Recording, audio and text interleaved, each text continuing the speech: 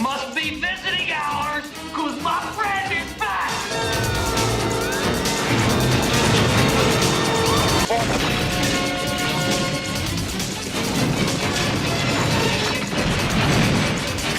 Maniac Cop2. You'll be screaming blue murder.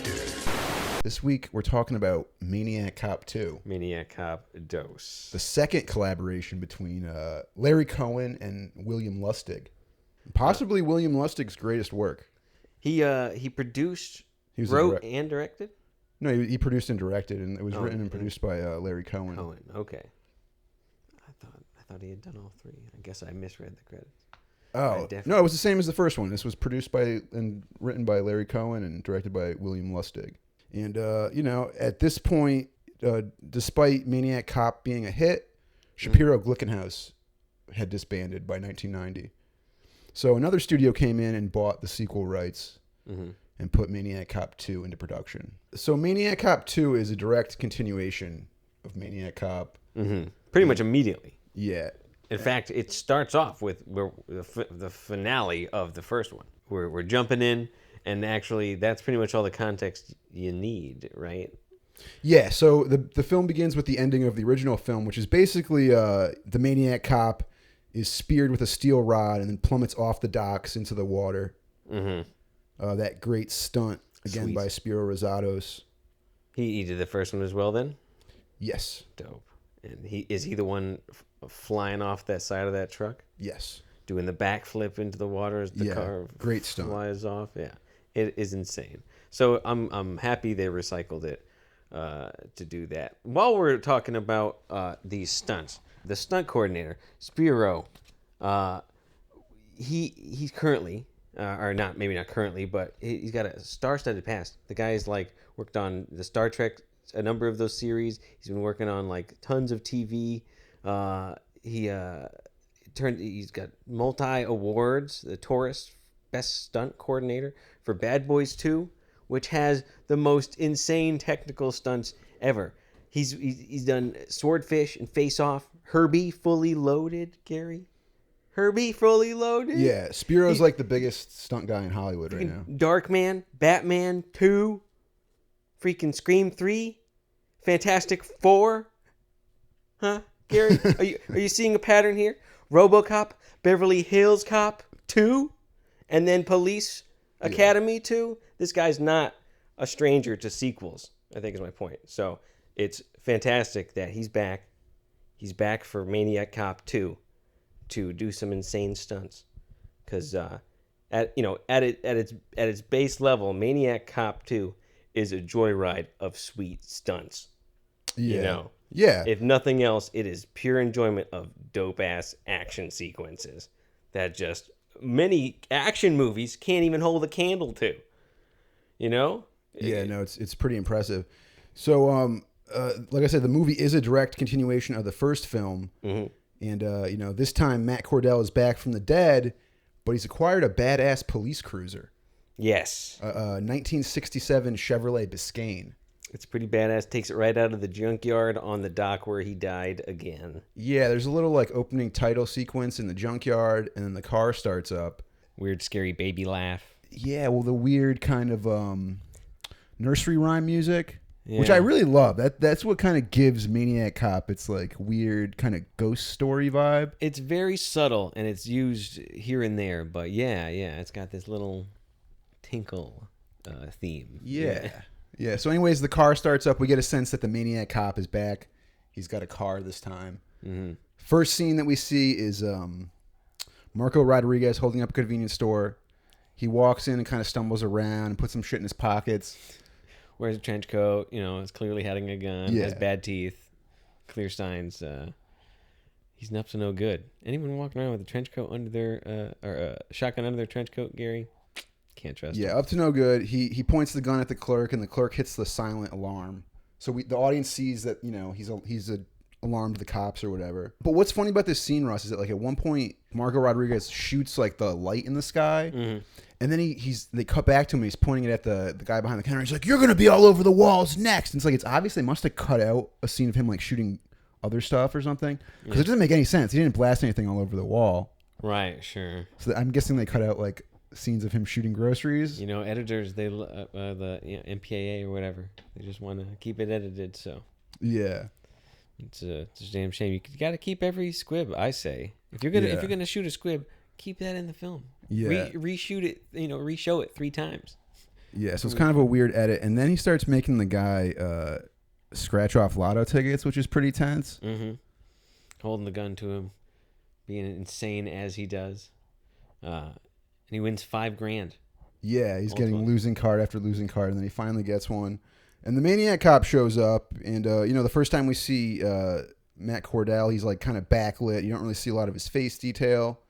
He approaches the counter, disarms the gunman, and blasts the clerk with the gun, which I don't think he really used a gun. Maybe towards the end of the first one, but I don't think he really used a gun too much, right? Yeah, he usually uses knife baton thing. So they're kind of up in the ante on Maniac Cop this time. He's just fucking shooting people. He doesn't give a shit, staying silent still. Yeah. What I liked about this scene the most is that the clerk who was forced to scratch off the tickets, they win the $5,000, and then he starts like rejoicing. He's like so excited. Yeah. He's like giggling the whole time while Maniac Cop's being shot.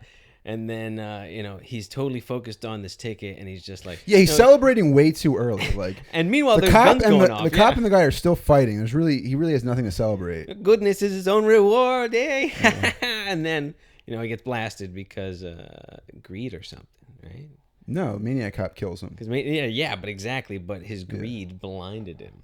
I don't know if that says anything about anything, but... Yeah. It is. Is this one of your theories on the movie? Yeah, maybe. Russ always has these theories where he reads Deep in way too deep. theories. It's like the spit theory, fucking Demon Knight.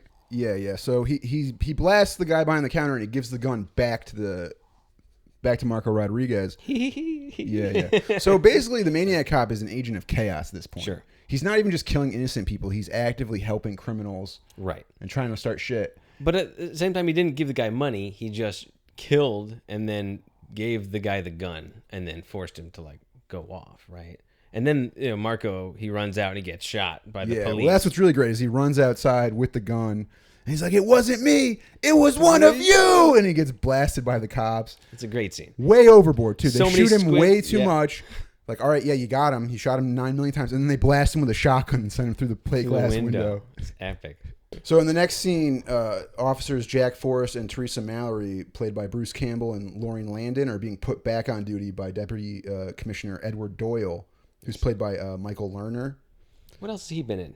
He's been in everything. So familiar. Another thing that's great about this movie is everybody has an Irish name and none of the actors are Irish. Robert Davi is not Irish. He's obviously Italian. And Michael Lerner's obviously Jewish, but it's okay. So the only stipulation of them being put back on the force is that Commissioner Doyle insists that they undergo a psychiatric evaluation under Officer Susan Riley, who's played by Claudia Christian. Sure. So while Jack accepts that Cordell is dead, Teresa is still convinced that he's alive and plotting revenge. And this is where we're introduced to the new kind of lead in Claudia Christian. Yeah, the character is Susan, right? Psychiatrist? Yeah. Or a psychologist? She's like the department psychologist. Yeah, and there's a great juxtaposition at the end of the scene. I cannot let anyone out in the street that's got a gun with emotional problems. And then it cuts to Robert Davi's character shooting a guy. Right. After this guy falls out a 3-story window onto a van and bounces off and lands on the ground. He gets up and is shot. he does have a gun, but he just blasts him. It's out of control. It's a great stunt. Like, that guy's body must have been, Yeah. He bounces off a freaking van after falling out a window. It's great. It's a pretty great stunt. Yeah, and so now we're introduced to the new lead, who's Robert Davi. McKinney, right? Yeah. And the other cops, they say, hey, as he's walking away, too bad you didn't kill him, right? About the guy on the ground. Yeah. To which he says, or grumbles, too much paperwork. So, right, he clearly, he's a cool guy. He hates... He's all right with playing it safe, He doesn't have to kill the guy, and he doesn't want to because it actually is more of a... Oh, no, I think he wants to kill the guy. He's just making a joke. But yeah, he's he's a gruff cop. Robert Davi seems more like a bad guy than a good guy. He feels like a bad guy from like a gangster movie and not like a cop. Yeah, he kind of plays the same character in all movies. He's a gruff cop, always. I mean, I think way more believable as a police detective than Bruce Campbell. Oh, yeah. Or a lieutenant, I guess, is what he is. So Lieutenant McKinney has to go see Officer Riley for Right. canceling after he shot somebody. Yeah, and he's pretty unfazed. He like hits on her and Yeah, he's like, "Hey, sweet tits, can I smoke a cigarette in here?" you know what? I don't even care. I'm gonna do it anyway. Yeah. I quit church and I'm proud of it. You know what? My partner might have committed suicide, but you know he'd be a wimp if he ever showed his emotions. In the next scene, Bruce Campbell's character is pretty much just killed off unceremoniously while he's buying a newspaper, and it's a pretty underwhelming kill. Yeah, he gets a knife pushed through his neck through a newspaper. Yeah. While a blind guy looks on in horror. Yeah, I think they just didn't want to pay Bruce Campbell for the movie, and Robert Davi's probably like a better name anyways. Mm-hmm. So, bye-bye Bruce Campbell. Who bought a $5 amount of a dozen papers. He bought a dozen papers for $5. Yeah, well, I think he tells him to keep the change, so he's like giving him a tip. Oh, okay. But yeah, is that a normal amount for papers? Back in 1990? No, it's probably giving him a few dollars tip. It's probably pretty nice, but Okay. you know. Okay. And the guy playing the newspaper attendant is Robert Earl Jones, the father of James Earl Jones. Oh, is that right? Yeah. He's got like glossed over eyes. Are those are contacts? Yeah, those are like contacts. He's not really blind. Okay. But looks crazy. Yeah, I think he's like 80 years old at that point, so he's pretty up there. He also played Ben in Sleepaway Camp. Mm-hmm. After Bruce Campbell is killed, we go to the morgue, and it's the same coroner from before. It's the guy who played Adolf in Surf Nazis Must Die. Mm-hmm. And he's showing the body to Commissioner Doyle, and Teresa Mallory and Lieutenant McKinney show up, and Mallory has to ID for his body. Mm-hmm. And then Lieutenant McKinney like interrogates her, and I guess he's like wearing a wire. Right. Because He's not too happy about that. Because the commissioner is trying to like control Teresa by trying to. The plot of this movie is a pressure little her. bit over. I think confusing. I think the point here is that she was gonna go to. Yeah, she's gonna try to sound the alarm about the Maniac Cop on TV, and the so department doesn't want that. And so there's like this thing about leaks and TVs that seems to be a theme that also kind of comes in here and there. Yeah, but we also get a little bit more about like Lieutenant McKinney, who hates therapists because his wife left him. Yeah, he was cucked by his wife's therapist. Yeah, who he stopped talking to her, so she stopped talking to him. Which is probably just and, like, yeah, I gotta go smoke a cigarette. Fuck you. Yeah, which is probably just like, yeah, he abused his wife, and her therapist told her that she should leave the abusive marriage. You should probably. Now he's mad at the therapist. Can you believe that, lady? This fucking asshole wouldn't let me gaslight my dumb bitch wife. And now you're gonna blame that on me? Yeah. A piece of shit? Yeah. Yeah. So I don't know. McKinney seems like a fucking psycho. But he's a good cop. Yeah. He's a goddamn good cop. You could take that Carl Young and shove it up your cunt, you dumb bitch. I hope you meet a nice guy and he beats the fuck out of you. Our hero. Yeah. He's the 1990. He's the lead. So the next scene is like some cop towing like a yuppie's car. And they're arguing about it, and the Maniac Cop shows up and just like bashes him on the head, which is a really disappointing kill because you don't see much of anything. Yeah, so basically he just kind of bashes the guy in the head and drives away with him. But then he hooks him on the tow hook. Yeah. And he's like hanging from the back of the car while it's I guess that's a stunt. It just seems kind of boring and like sure. There's not really much bad that can happen with that. It's just pretty safe. And the cop was kind of being an asshole. He was like, "Hey, your car's probably gonna get fucked up at the impound, and I'm gonna take a shit in the seats and rub it in real deep, and then that's why I don't have a car." And then he gets hit on the head. Yeah. So the guy whose car is towed and then put down, it's really weird because like the Maniac Cop like quickly puts down the car and rigs up the cop real quick. It doesn't really make any sense. But that guy gets arrested for murder. They think that he killed the cop. Right. And then he gets abused by the cops. Cops fucking hitting the shit up. Oh yeah, it's pretty great when the cops are smacking him in the face. And he's like, "Well, you wouldn't believe me if I told you." And then they're smacking him. Yeah. Well, you tell me anyway. And then they tells him the truth. He's like, "Yeah, he's a big guy, about 6'4". His name is clearly the only thing he whispers to you, and it's clearly this guy." And he's like, "I don't believe you." He smacks him. Yeah. So that's a cool scene. Meanwhile, Officer Riley goes to talk to the old blind man at the newspaper stand where Forrest was murdered. Right. And he tells her about like his experience in the war, Horrible. being horrible blinded true by story. a grenade and having to like lay in a pile of dead bodies, so he wouldn't frozen dead freeze. bodies. Yeah, exactly. And Protected. he says the killer's hands were like that, like the frozen flesh of the dead bodies.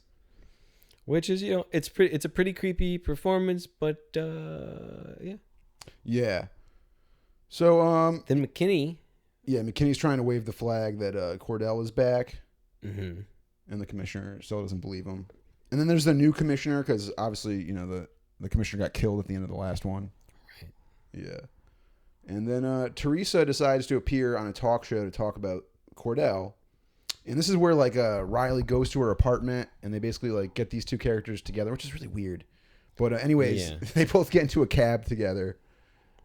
And, They know each other. They're police women. You don't. Everyone else is a jerk man. Doesn't make a lot of sense. Like the therapist would go to her house after hours, and it just and then whatever. it's like, hey, Yeah. I'll buy the ticket I'll buy the taxi. Yeah. You know what? I'll buy you some flowers too while we're at it. And so anyway, they get in this cab. Yeah, they get in the cab, and the cab gets flats, and that's when Mallory realizes that the Maniac Cop is stalking them and has sabotaged the cab. So the cabbie gets out to like check the tires, and she just fucking steals the cab. Right. And then the Maniac Cop pretty much just fucking hits him with his car. Yeah. Yeah, and he goes over the hood. Pretty decent stunt.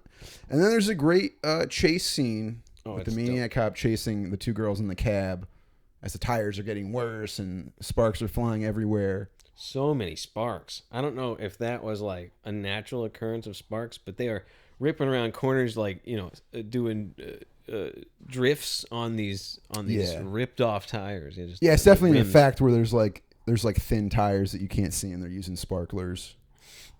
Yeah, But it looks probably. great. Yeah, and it's like Yeah, what's it great looks about it is good. they're shooting it on location in New York City, so they're like going down sidewalks, and Mm-hmm. it just looks like real New York. Mm-hmm. I will say the locations were nice for this thing. If you have New York available to you, you might as well shoot it. There wasn't like too many epic shots in New York, but there was enough to set the scene for like big wides and stuff. Yeah, Of like a lot of docks and as such. yeah, it's great, and it's shot in like 1989, so this is before New York got cleaned up too much. But anyways, they take the taxi cab down the sidewalk, and they T-bone a station wagon, and Teresa gets out and blasts Cordell in the stomach, which does nothing. He throws her through a plate glass window into a hardware store. Across the street. Yeah, where she conveniently finds a chainsaw display. Uh-huh. So she goes at him with a chainsaw, which is a terrible weapon. Yeah, it's bulky and heavy, and you got the thing. And in fact, he catches it right in his hand, so like Yeah, it doesn't. unfazed. It doesn't do much. It doesn't to really Maniac chop Cop. through his hand. It should. I mean, if he's got regular human flesh, but he's got super cop. He's got super cop flesh. Yeah, yeah. So he just snaps her neck. And what's really cool is he handcuffs Officer Riley to the car and puts it in neutral and sends it down the hill, Mm-hmm. which is a pretty great scene. It's a wild scene. She's like half of the time, or not half the time. Some of the time she's a dummy. Like rarely when they're doing crazy jumps. Some of the time, it's a stunt person hanging off the outside, and some of the time it's her for the close-ups. Yeah, no, they really but had her. they They built did a her- they did some platform and they crazy put her on the shit, car. Yeah. And she was pregnant and she didn't tell the production that she was pregnant, and the platform broke and she fell off the car Oh my god, and got injured and then had a miscarriage like the next day. Jesus. Yeah, you got a joke about that, Russ? You want to make Claudia Christian's miscarriage funny? Do you want to know why most miscarriage jokes are bad, Gary? Why? They fail at the delivery. Yeah. Miscarriage jokes. Sometimes you just gotta get them out of your system. Yeah. Yeah. Yeah. Anyway. Yeah. So I don't know. That's pretty dramatic. Yeah, very, very awful. Funny. actually. This is a comedy comedy. podcast. And then she had a miscarriage. Yeah, we're top quality here, people. That's why Yeah. you tune in. Yeah, so there was a pretty bad mishap with that stunt, and she did finish the movie. I think that's why she's also like wearing baggy clothes throughout the movie. I think she was pregnant and she was trying to hide it because you pretty much just see her in like turtlenecks and shit throughout the movie. I do hate to make light of that. That was tasteless. I'm sorry. Yeah. I apologize to any Well, viewers before we who were just recording, tuned out. like Russ, like we had to take 15 minutes because Russ couldn't stop laughing about it when I first told him. He's just like, she had a miscarriage. He was just rolling around on the ground. It's like, Russ, you have to get your composure so we can start recording the podcast. And then I finally to clear finally my eyes get of back tears, together. and here we go. So anyway, when questioned by McKinley, Susan says in the next scene that she could see it was Cordell. She's lying in the hospital, and she says it was clearly Cordell. How, Gary? Yeah, she survives being handcuffed to the car and the car crashing. She gets in. And now she's convinced that the Maniac Cop is real. Because she saw a 6-foot monster. Yeah. That hasn't been revealed yet, but spoiler alert, look at the cover of the box. He looks grosser. The Maniac Cop. Yeah, for sure. He looks kind of like Frankenstein in this movie, which I think is what they were going for. Yeah. I don't know how she could identify him, but, such is life. Yeah, so Officer Riley goes on the TV program that Teresa Mallory was supposed to go on, and the deputy commissioner is also on there, which is weird because they make it seem like she surprises him. They're like, "Here is Officer Riley," but then she's just sitting right next to him, so she had to be on the set, right? Right. Well, he's getting powdered. So it shouldn't be that much of a surprise. Plot the hole host, number 7,000. Yeah. Chalk that up. And actually, I think we're also introduced the idea here that a serial killer. Or there's a killer murdering strippers, and it's kind of made to look like the same murderer, but that's what she says everyone wants to believe. Yeah, the TV show is really about a serial killer who's killing strippers, and she's trying to raise the alarm about Matt Cordell, saying that maybe it is the cop, undead cop killing these strippers. Yeah, so the next scene is at a grimy strip club in Times Square, which is great because this is back when there were strip clubs in Times Square. Club 69 or whatever. Yeah. And we're introduced to Leo Rossi's character, who's pretty fucking terrifying. He's playing the serial killer that they were talking about on the show. Yeah, Leo Steven Rossi. Turkel. Yeah, Steven Turkel, that's the character's name? Yeah. Yeah. And Leo Rossi's the actor? Yes. He was in, all sorts of stuff, yeah? Yeah, I guess so. I think he was in Halloween. I don't know what else he he's was in. Halloween 2 as some character. And some other small things. But yeah, he's got this big beard. Looks like Zach Galifianakis, like a character that Zach Galifianakis would play. Yeah. Hi, y'all. I think he's supposed to look like Bela Lugosi in Son of Frankenstein. Like they're trying to do like a Frankenstein thing with this. In Son of Frankenstein, you're talking about Igor? Yeah. Yeah. With a big so they had him grow broken neck. Yeah. Because then he's following around. Well, we're kind of getting ahead of ourselves. Right. But anyways, he's at the strip club and he's just kind of like watching the stripper. Did you know, actually, Leo Rossi, he visited a strip club to research this character, and then he got thrown out by two bouncers when he made creepy eye contact with a dancer, and so he got escorted. Yeah. Because he was too creepy.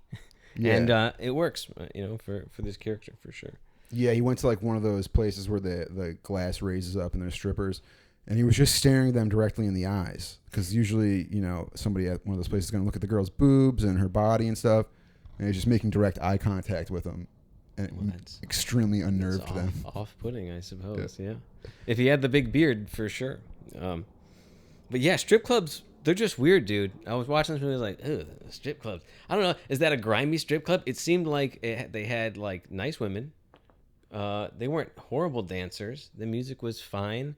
The conditions looked clean and, like, lit. Well, I mean, Times Square was disgusting at this time. It wasn't like a place where, like, Disney would have, like, a store and, there's a fucking bubblegum shrimp. The strip club. It's obviously, grimier in New York, for sure. But I don't know. Like, I've seen, like, in movies, nastier strip clubs, like a lot smokier and like just dingier. Yeah, this one feels like a Times Square. Yeah, it's just a strip club. Yeah. It's just sure. Club. It's not a gentleman's club or anything that's like high end or nice, but yeah, it's just a strip club. And anyways, the next scenario that this movie sets up is actually like pretty terrifying, because the Steven Turkel character is watching this one stripper and he becomes very infatuated with her. And then we get a scene of her like in her dingy motel room. And she's like, talking to her mom in the Midwest or whatever.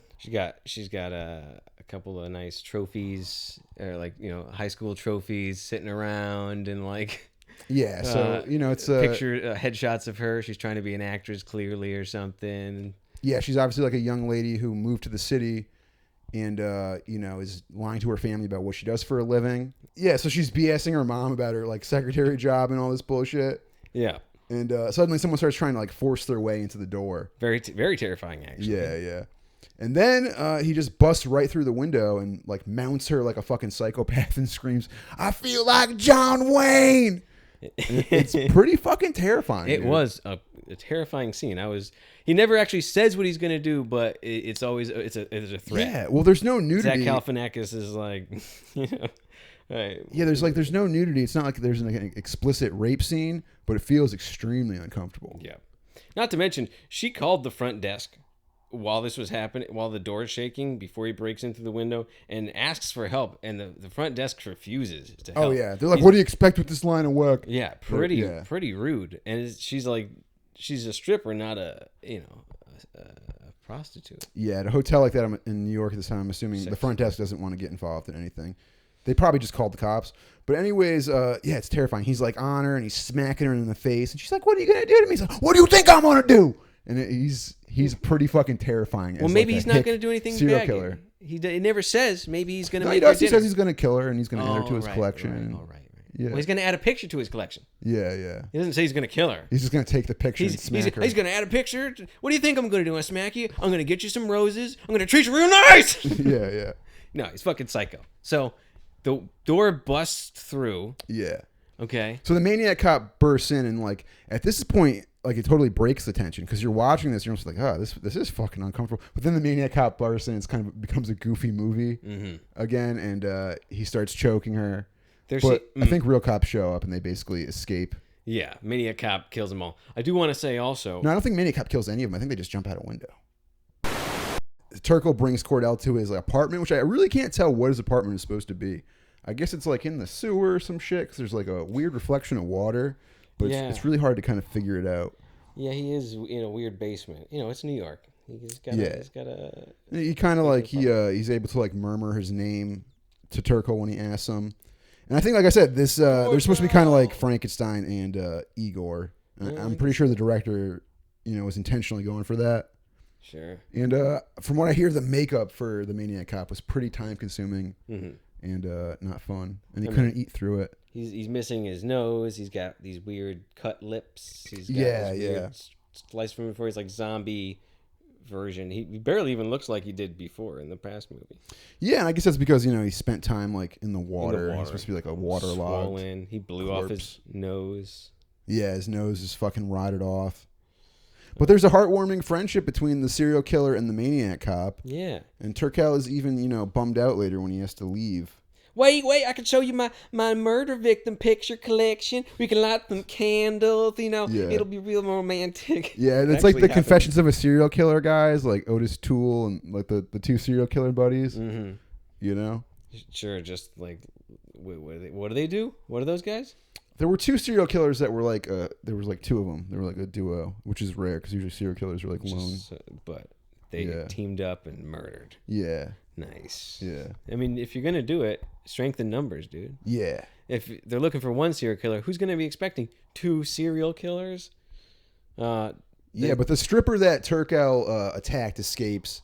Sure. And, she's interrogated by the police, and the police are trying to find now the serial killer and the Maniac Cop.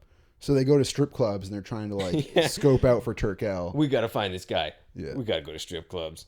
We gotta go on a double date. Hey, other female cops, you wanna go on a date to some strip clubs? So I guess they pretty much find him at the first place they look, and the girl IDs him, and then Officer Riley knocks him out with her cast.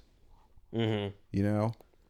Like you feel like her character arc is that she's going from being like, oh yes, social work is a positive, good thing, and then she realizes throughout the movie, it's like, no, you got to shoot criminals. Yeah, it's like her arc is shoot them. Yeah.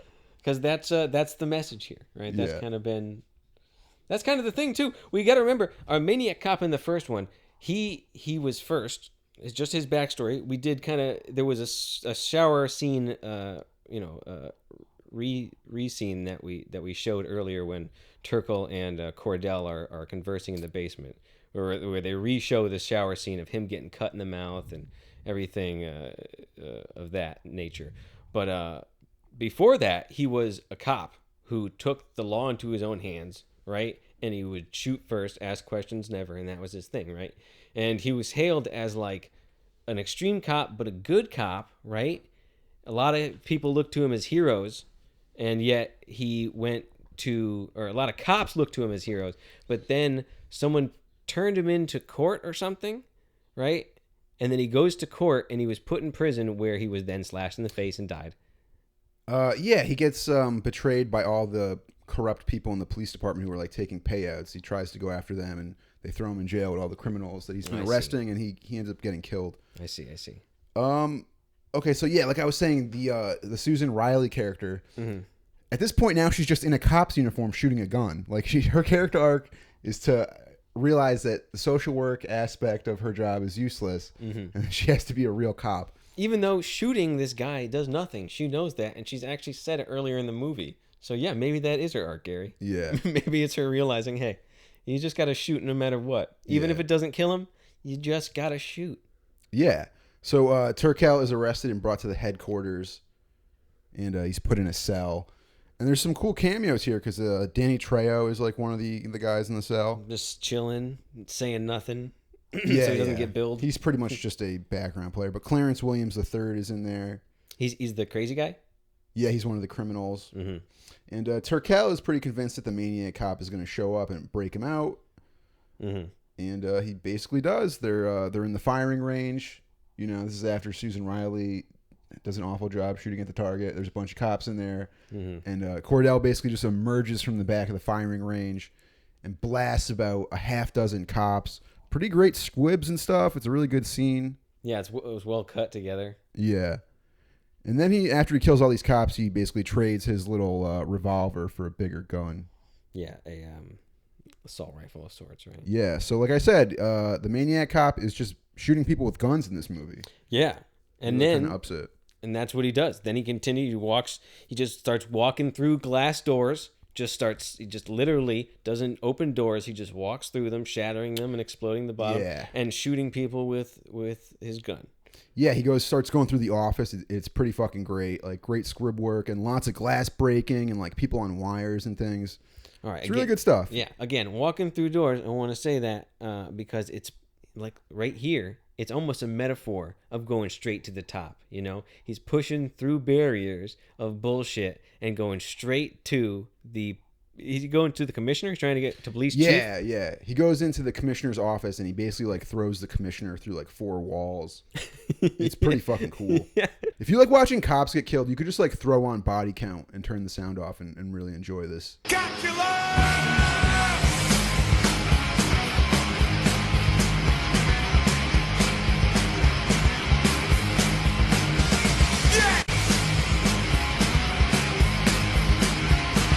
So Cordell breaks out the prisoners, and they take Officer Riley hostage, and they put on cop uniforms. Psycho Team Alpha. Yeah. And I guess Turkel thinks that they're going to the prison and break out all the inmates on death row. In Sing Sing, yeah. Where? So they steal a police bus, and they blast through a barricade of squad cars, causing a fucking massive explosion. Oh, pretty great. Big fireballs, plenty of car skids. Yeah, this gets us into like the second great like chase sequence of the film, and it looks fucking awesome, man. It looks pretty expensive. Lots of cop cars getting destroyed. Yep. Can't get enough of it, dude. Yeah. And then the police bus shows up at the prison, and the guards let them in like right away, which is pretty funny. I guess they didn't have the internet, so it's like, I guess they're a real police bus. Lower the basket. I'll take the piece of paper out of your hand. Yeah. And then they infiltrate the prison just as easily. Like they like snap like one guy's neck and like swipe his keys. Mm-hmm. You know. And at this point, it must be like really terrifying to be Officer Riley. She's now like a woman with one arm in a police uniform in a prison full of inmates. At the same time, Cordell didn't really want anybody making sexual advances at her. Sure is pretty for a cop. You want to integrate? So McKinney, he takes hostage the commissioner. Yes, yeah. Right? And in a car. So McKinney is really acting as a good guy at this point. He's kind of on the right side. He realizes... He thinks he knows what's up. Yeah, right? He's kind of figured it out, and he knows what needs to fix the situation, which is kind of vindicating Cordell, apologizing to him, reopening the case, right? Yeah, and making sure that he gets justification for being wrongfully... Even though he wasn't... He did bad things as a cop. Yeah. But anyway, cops are on his side, and they're going to open up. We don't actually mention that in this movie. So anyway, yeah. So he's trying to get the guy's confession, and commissioner doesn't want to give it. Yeah.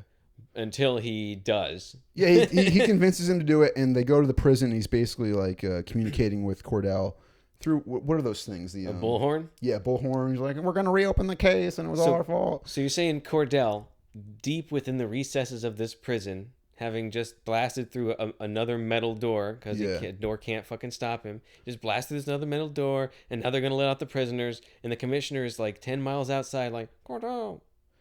Yeah, well, in the movie, I mean, you could see he's listening to it happen, right? But for sure, I don't think that is what the Maniac Cop wants. He doesn't go outside after that. He goes to go and kill the prisoners that cut him up. Right. I think because though, right? They open the thing. They're gonna let out the prisoners, right? And our psycho team. They're like, well, I think that's what Steven Turkel thinks, but I don't think that's what he's going to the prison to kill all the people that cut him up. The people who murdered him. Yeah. Or like who sliced his face to ribbons. Yeah. Okay. Well, that makes sense because immediately after hearing that, hey, you were a good cop, we want you back on the force, buddy. He goes off and he tries to kill. He storms into the cell block and he finds the guy, from the flashback and from the first movie who cut him up. Mm-hmm. And that guy hits him with a Molotov cocktail.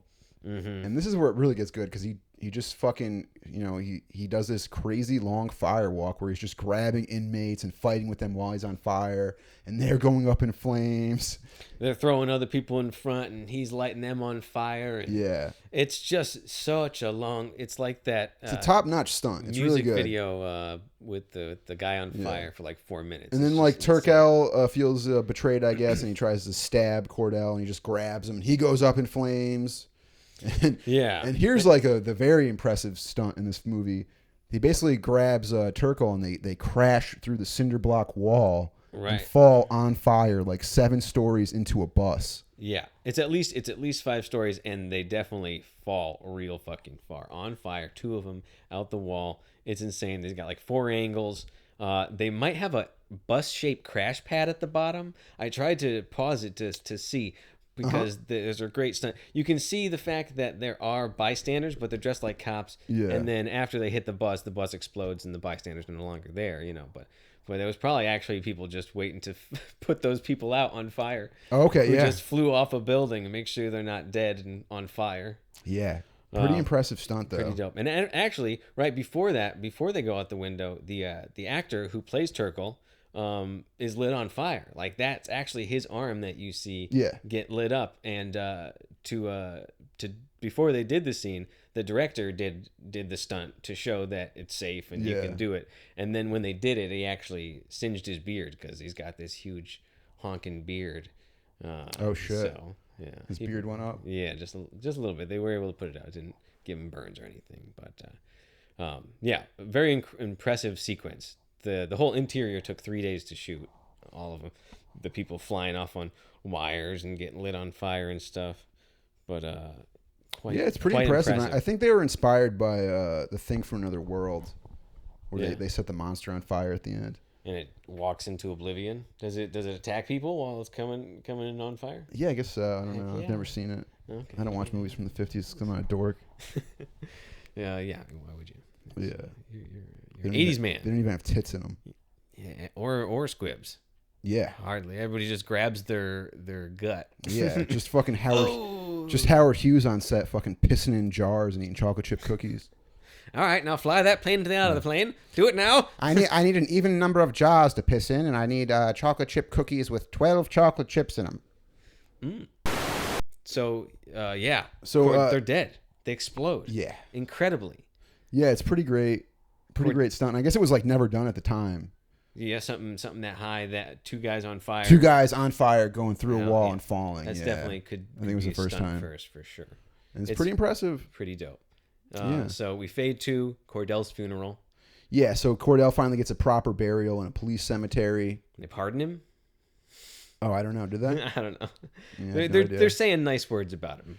Yeah, he's getting buried in a police cemetery, and Riley and McKinney are attending. And then McKinney drops Cordell's badge on his grave.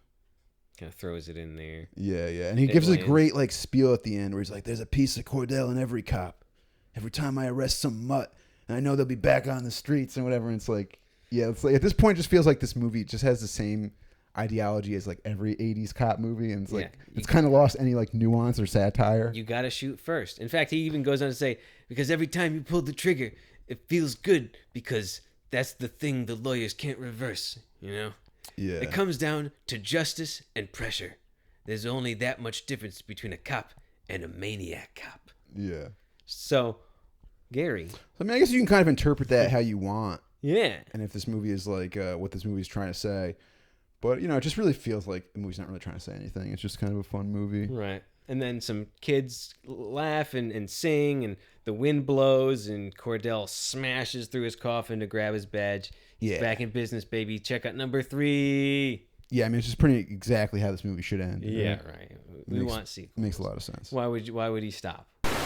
Oh, so, you know, interesting fact about Maniac Cop 2, Russ. It was dedicated to Joe Spinell, who had died the year previous. And he was in the previous one? No, he was the character actor who starred in Maniac. Oh. Yeah. He was the Maniac. Yeah, he was just good friends with the director. Actually, I believe I did read somewhere, now that you say that name, I thought I read he was going to be... Oh, Joe Spinell. He was going to be like a part in this movie, but he passed away before I think it could start. So. Yeah.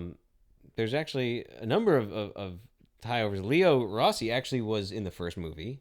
Oh, was he? Yeah, he's the mayor's... He's the mayor? He's the goddamn mayor? Yeah, Leo Rossi looks a lot different without the beard. Like, whenever I see him in other stuff, he's almost, like, unrecognizable from this film. Yeah, no, he's the mayor's aide. Sorry, from the first one. Oh, okay. Yeah. Yeah, and this movie, you know, it came out in 1990. So, of course, they made a rap song for it. You gonna sing it, Gary? Or do I have to? I wish, dude. Can I sing it? Are the lyrics fine? If you can do a rendition of the Maniac Cop rap song, that would make me pretty happy.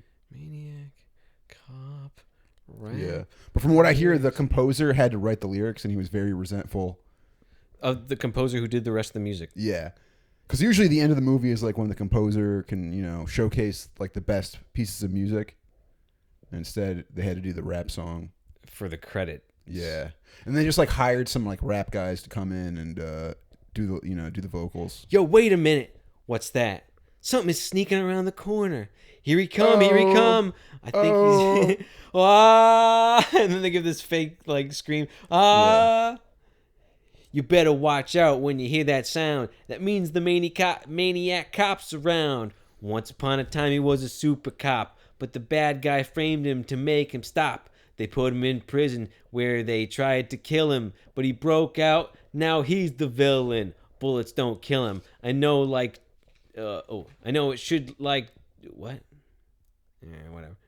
We're not sure if he's dead or alive. Set him on fire. I shoot him with an Uzi, but he'll show up in your jacuzzi. You can run him over. You can feed him poison. Push him out a window. It only annoys him. You better believe me if you think I'm lying. When he show up, people start dying. He's out for vengeance and he can't be stopped. That's why I call him the Maniac Cop. You have the right to remain silent forever. Well, Russ, I'm saying Maniac Cop, best action movie of 1990, possibly best movie of 1990. What do you think? Yeah, definitely. I mean, the blockbuster, the one that won number one for most money that year was Ghost with Patrick Swayze, 1990. It's definitely better than Ghost. It's definitely better than Ghost. I didn't see anybody, do a fucking 20-minute firewalk and burst out of a 7-story building. In Ghost? Yeah. No, they just played with clay for 7 minutes. Yeah. There's that weird sequence at the end where the bad guy's dragged away. Spoiler alert. But it's no smashing through a window. Yeah, it's bigger and better than the original, but it kind of loses some of the charm. Yeah, the original was kind of about, he had this bad backstory. He was not a good cop. he was a bad cop, but he got persecuted for it. And then now he's back. This one just glorifies cops. This one's like, yeah, you got to shoot first. Yeah. What's the difference between a maniac cop and a regular cop? Justice?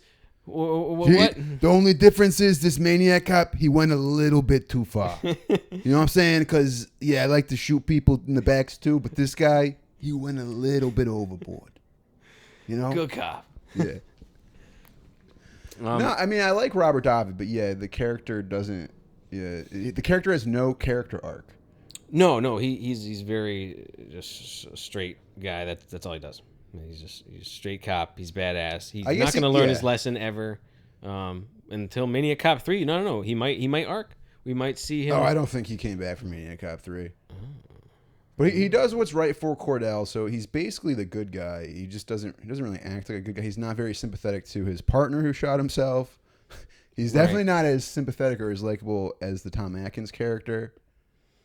I mean, it is interesting the cop thing because the situation with police in 1985 was that it was under a lot of public scrupulation because one, crimes were rising since the 60s, and two, there was research coming out that showed the traditional strategies were ineffective in solving anything.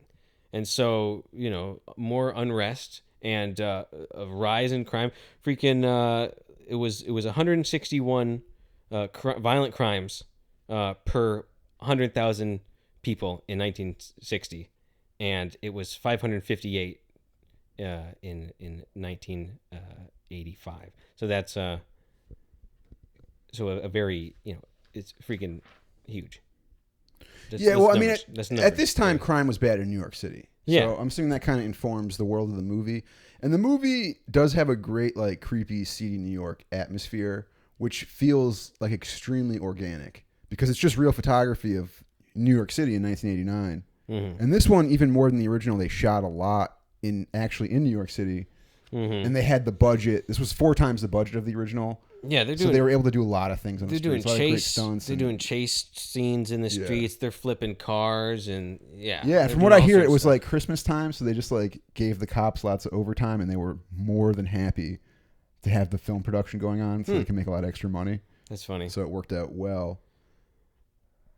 Yeah. And now filmmakers are spending lots and lots of money to recreate this look of like, late 70s or 70s 80s right New York City. Mm-hmm. A grungier, dirtier, but like it feels lived in. It feels like the city. It's got history. Yeah. Rather than all sorts of news things. A lot of texture and, like I said, totally organic and real because it is real. Right.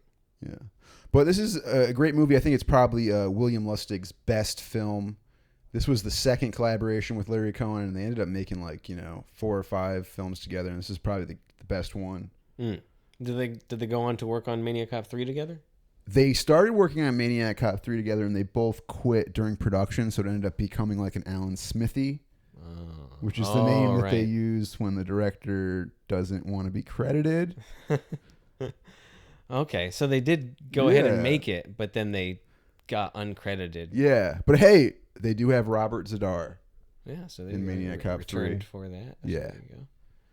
No Claudia Christian, but Yeah. Hey, if you guys want to hear a Maniac Cop 3 review, we could do that too. So yeah, we could definitely review Maniac Cop 3, or I could just tell you right now that it sucks. But if you'd like to see a full review of Maniac Cop 3, that's definitely possible. But Maniac Cop 2, my review, it's got sweet stunts. It keeps going. It's got dumb exposition. The character's not going to change. But, I wasn't bored at any point. I could just roll my eyes and the scene would continue, and then they do some sweet stuff. Yeah. Maniac Cop 2. It's pretty good. Sequel. Yeah. I give it 4 Robert De Niro's. Good. Yeah, and if you didn't see the review of Maniac Cop 1, I'm going to link that at the end because yeah, it'll be right here. I'm pointing to it. Yeah. But there's no need to watch Maniac Cop 1 because you'll pretty much get the point. Yeah, he's a maniac. He's a cop. Yeah. And we told you about it, the backstory. We're the best. Yeah. Yeah. So do that like thing and subscribe or fuck. Subscribe and vindicate Russ. Yeah. Like the way that Matt Cordell was vindicated by the higher ups in the police department. Yeah. He's a good cop. Yeah. Good dead cop. He did some good things to some bad people. He really did. And now, rest in peace. Or is it? So the I don't. Yeah, I mean, I probably already would have cut this off. That's Because good. we're probably That's fine. talking for no reason, Russ. Wait a minute. What's that? I don't know. Oh no! Wait, but- is there hey, another verse to he's the got Maniac my Cop? back. Oh man, did you see that? It was great. Let's get out of here. Come on, man. Did you see him? Yeah. I don't know. Get the fuck out of here. Get the fuck out of here. Go home, people. Get a life. Fucking Yeah. like and subscribe. Yeah, what do you share. want? Look, every episode can't be good. Eventually, one of these is going to be kind of bad, and I'm sorry. We just can't keep up the quality every week. It's quality. This one's good. This one's good. Next week, we'll do it better. Yeah, that's a promise. Or worse. No. It's going to be better. Yeah. They'll see. If they want to say it's worse, that's on them. It's going to be better. Yeah. I don't know how we can get better than the slew of miscarriage and rape jokes we made. Yeah. It's fucking quality. Claudia Christian's baby was looking like a stewed tomato on the floor of the fucking makeup room, and Russ is trying to make jokes about it. Come on, dude. And I'm over here just trying to keep shit together because I'm the responsible one. The baby's rolling over in its grave. You know? When you say that. Yeah, we can just cut it out, Russ. It's okay. You know? Just like the way we cut it out every time you say the N-word. That's